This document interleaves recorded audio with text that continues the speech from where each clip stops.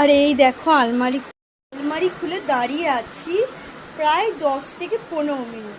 কি পরবো কিছুই মাথায় আসছে না। আমার মতো কি তোমাদেরও হয়? তোমরা সবাই জানাবে। তো কোথাও গেলে এই একটা প্রবলেম, কি পরে যাবো কিছুই জামা পাচ্ছি না। মানে একবার যেটা পড়া হয়ে গেছে ওটার দ্বিতীয়বার পড়তে ইচ্ছে হবে না, সেরকমই বড়লোকিয়ানা মানে সবার হয় নাকি, যাই হোক আমার তো হয়। তো কি পরে যাবো কিছু বুঝে উঠতে পারছি না। তো দেখা যাক লাস্ট পর্যন্ত কী পরে যায়, ব্লগে তো তোমরা দেখতেই পাবে। আর এখন আমি দাঁড়িয়ে দাঁড়িয়ে ভাবি যে আমি কি পরে যাব। আর এইসব জামা পছন্দ করে আমাকে আবার গোসলে যেতে হবে, একটু রেস্টও নিতে হবে। ভাবছি একটু ঘুমিয়ে পারলে যদি টাইম থেকে একটু ঘুমিয়েও নেবো।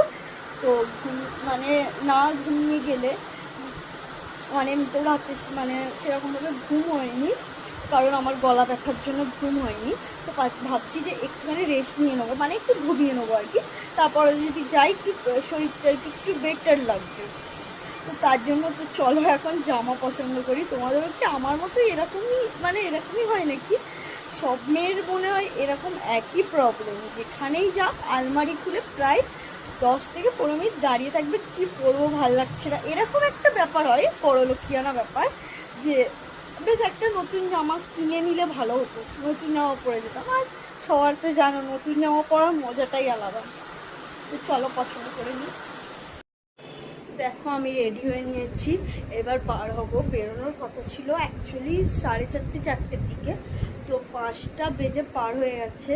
আর এমনিতে প্রচণ্ড বৃষ্টিও হচ্ছিলো, এখন কমে গেছে, বৃষ্টি হয়নি আর। তো আমার এমনিতে প্রচণ্ড কাশি হচ্ছে, তার মধ্যে একটু জ্বরও লাগছিলো, তার জন্য প্যারাসিটামল খেয়ে একটু রেস্ট নিয়ে নিয়েছি, মানে একটু শুয়েছিলাম। তারপর উঠে ঝটপট রেডি হয়ে নিলাম, চলো এবার বেরোতে হবে, অনেকটা লেট হয়ে যাচ্ছে।